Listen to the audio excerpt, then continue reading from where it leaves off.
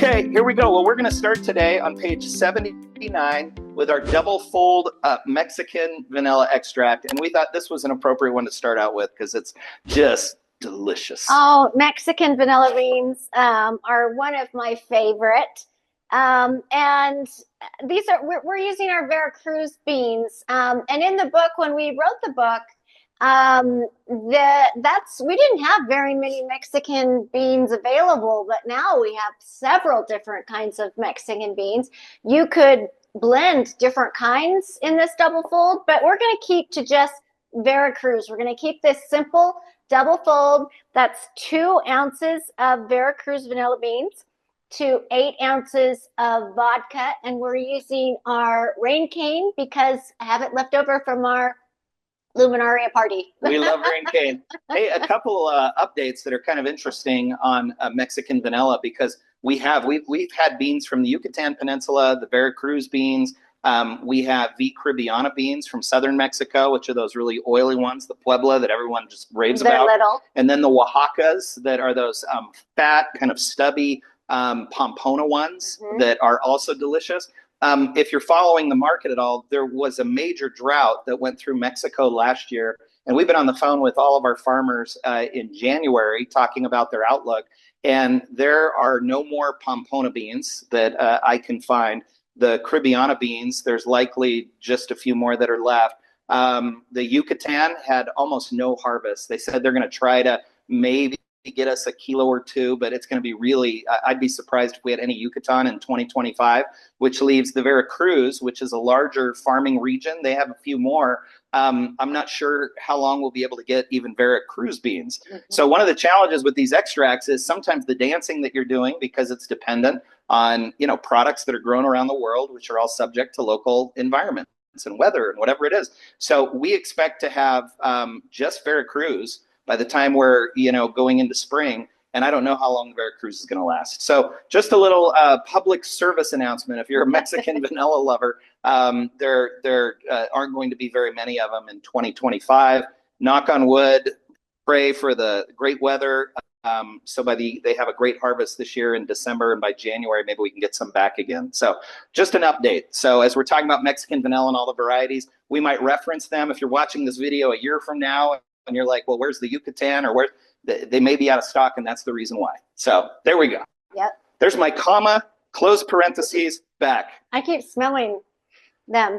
They smell so delicious. Mexican has this unique kind of this chocolate, and there's a little bit of spice to it. You can smell a little cinnamon in there. There's a little bit of a kick to it. We call it like a spicy. The first time we ever smelled it, we captured all these words because we were like many of you when we smelled Mexican vanilla for the first time. We called it like a spicy vanilla kick that only comes in Mexican vanilla. We haven't seen it really pop up anywhere else. Yeah. Something about Mexican vanilla, as you know. Soil, I don't know. Yeah, it's wonderful.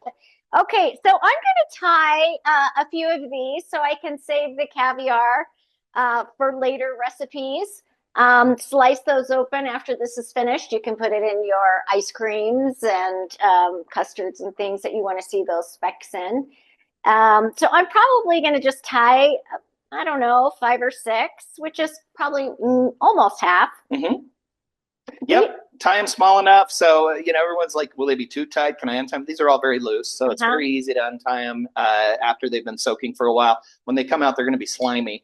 But the whole goal is to get them short enough so they're submerged. And you really want to get a jar that's a little bit bigger than 8 ounces because your vanilla beans are going to displace the alcohol. And you're going to put 2 ounces of vanilla in there. And so you're going to need a jar that's it's going to be bigger than an 8. This is a 16-ounce jar. It is our French square. And you're going to have plenty of room. What you're going to really need to do is cut them short or really tie them so the tails aren't going to be sticking up because it all has to be submerged. Yep. And we've learned over the years, this is actually something that we thought early on. I think we even had a video where it's like, hey, if you have a 16-ounce jar, you don't even have to measure your alcohol. You just pour it in until it's full. And then as we got into jars more and more. That is true in some, but in most of the time, if it says like 8-ounce jar, it might hold 12 ounces of fluid. If it says 16-ounce jar, it might hold 18 ounces of fluid. Well, and so it's not consistent. It's not consistent. And so measure it. Always measure your alcohol and always weigh your vanilla beans, and then you know you have the exact amount of what you need. Yep. We're trying to use the tools we have in our kitchen. We talk about this in the book. We're just trying to isolate variables, right? Make it like a science experiment. And so if you know that you've measured your alcohol, you know that you've weighed your beans, you know that your alcohol content is between that 35 and 50% ABV, which is 70 to 100 proof. If you know all those things, you're going to be fine. You can rest well, and you can just put the extract away and let it do its thing. And in a year, you're going to be great. Easy peasy. Easy peasy. If you don't do those things, you're going to be wondering for like a year, did I do it right? Is it wrong? Have I messed up? And then if you want to add more things to it, you know that you're starting with like a set point. Yeah, and you haven't lost any time in doing something you're not sure is going to turn out. Exactly. Right? Or money, right? Vanilla beans are not cheap. Absolutely.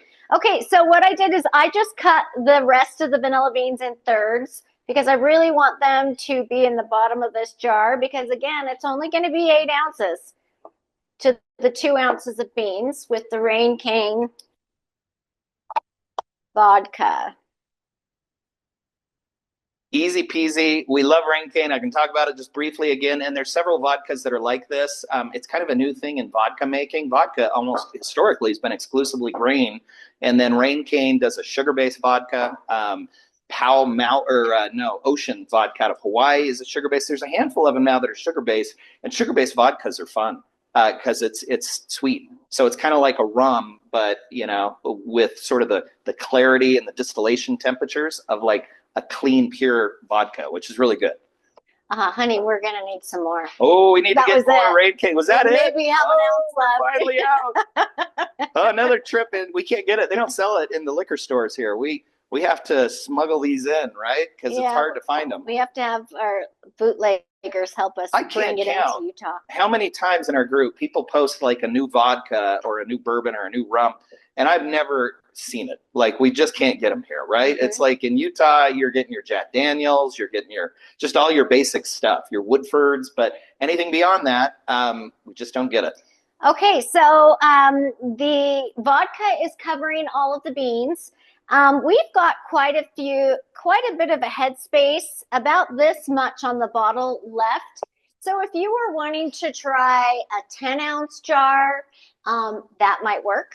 Mm-hmm. So if you want to go a little bit smaller than 16 ounces or a pint, try it out and just see. If it doesn't work, then you can put it into another bottle. Yeah, and if you wanted to try 2.5 fold or something else, just really quick, we didn't talk about like why double fold, why single fold. And these are questions that come up all the time. So the whole idea with extract making is to maximize sweetness in that one, I'm going to say teaspoon. Pretend you're using it for like a cake or some of your regular baking things, right? But the whole point of extract is to maximize flavor in that 1 teaspoon of moisture that you're adding to your recipe. So you can't, if you add 2 teaspoons of vanilla extract into the cake recipe, it could affect the recipe, right? It's not going to turn out as well. You're going to add too much moisture.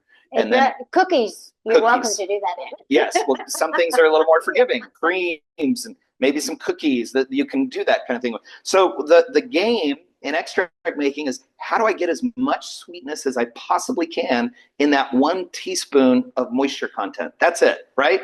So that's the whole concept behind single fold and double fold. Single fold, the definition of single fold is, if we get really nerdy, it's 0.83 ounces of vanilla beans to every 8 ounces of at least 35 to 50% alcohol. The remaining 65% or 50% in that solution of alcohol is water.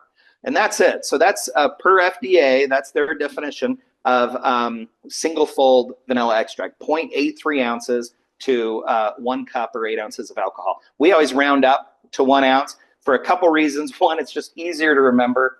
Hard to, like move things around in like 0.83 ounce quantity. Mm-hmm. So it's easier to remember. 2, a lot of people like buying, in fact, most people do this. We do this. We all use grade A vanilla beans, because we like using the beans where we can slice them open, harvest the caviar. They have a million other applications than like the really dry grade B beans. But because they have some moisture content, they'll dilute the alcohol a little bit. So going up to 1 ounce accounts for any dilution that might come from a grade A bean, instead of using the 0.83 ounces of grade B vanilla, which is up to 25% moisture content as they have it defined.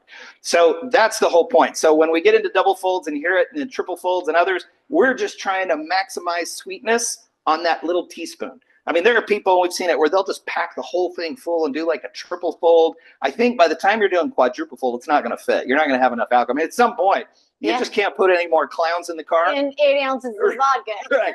You just can't put any more in. So, but a double fold, twice the sweetness. That's the reason that we do it. That's why we love this. We talk about it in the book. Once you go double fold, it's really hard to go back because there is a noticeable additional sweetness. So that's all. Yeah. And then the longer you wait, the better it gets. You know, it gets even more sweet. You can wait the year with a vodka. You can wait a year, but you can go beyond that and it gets sweeter and sweeter and sweeter. Mm-hmm. There's my little tangent. Is that okay? Yeah, it's always okay. You know, I know, totally. That was very helpful. Okay. I learn something every time I speak. Oh, gosh. That's a lot of learning. Okay, so the next step here is you want to make sure you're labeling it, okay? Because I've been doing some spring cleaning, and I find bottles in every cupboard, and there are a few that I did not label. I've left something off, like when did I start it, or what kind of beans did I put in there. So it's the labeling of the extract is very important, so you can remember where you're at in the extract. Yes. So I just put double fold. It's Veracruz beans. I put page 79. If I wasn't following the recipe in the book, I would put what vodka and everything else, but I'm just following the recipe. And I love to put the page number of the book so I can just reference it really quickly. I don't have to go searching what page it's on. And then on the bottom, I always put the time it started. The date it started, because on the side, a lot of times when you have change outs, that date, you rip that off and you add another one, and that date keeps changing, but you always want to know what date you started with. So that's always on the bottom. I never take that off. It's just how I organize it. Yeah, and we can't understate the importance of this. I mean, we have almost like 30 extracts going right now just on our workshops, not counting the ones we're just experimenting with and doing on the side. So we've got our basket there of many of your lives, right? Yeah, I have to keep them separate because it's a little bit of a crazy house here. Yeah, and so we've got all of our lives and all the different ones and the dates on the bottom. And then I could open these cabinets. Honestly, you guys, I felt a little bit better when LaDawn's like, I read a note on our group that she's like, oh, I've got extracts in every cupboard. And I thought, oh, me too. By the way, just a thought that popped in my head as I'm learning things while I'm speaking. Another public service announcement. Some poor person, Vicky, I think it was her name, she bought this beautiful extract cabinet and was putting her extracts on her shelves, and she had amassed this collection. And, you know, she was packing the shelves, and she came home one day and the shelves had broken. Yes. Extracts are heavy, right? Like you put like a 5-gallon water bucket, fill it with water, put that on your shelf, and then put 4 more of them. You may have that much weight in extracts by the time you're stacking your shelves. So you put so much heart and soul and money and time into every one of these. Oh, that's heartbreaking. Yeah, be cognizant of the weight of your extracts. And just remember, that's like water weight, and it's really, really heavy. And you don't want to have, I mean, Vicky's picture was devastating. It was awful. Oh my gosh. Like, anyway, but her house still smells nice today. I bet it does. There you go. I have dropped a few, and the house does smell lovely afterwards, but my heart is broken because it's not usable. Not usable. Yeah. There we go. So there's our double fold. Is it time to jump ahead? Well, I do want to talk about, if you're new, I always use masking tape because it comes on and off. And if you have multiple change outs, you need to change what's on the bottle. And so masking tape is my best friend. It doesn't leave residue. It comes off really easy, and it's very affordable. So that's what I use. I know, at the end, I'll put, when I'm all finished, I'll put a cute little label on it when I'm gifting. But during the process, it's just plain old masking tape. We love it. Easy to change out. So Yep. shall we move on to kind Yep. of like the marquee extract here that we're doing? Yes. This is a fun one. So page 118 in our book. This is the lemon vanilla. You've got your lemon apron on. Jill, I love lemon. Jill loves lemon almost as much as Mary Turberg, right? In our group. I right? don't know. I think maybe I wish I had my own orchard as Mary does. She's in Southern California and she has her own orchard.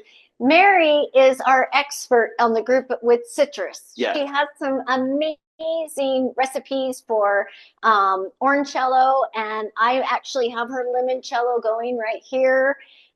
She's got some other desserts, lemon bars.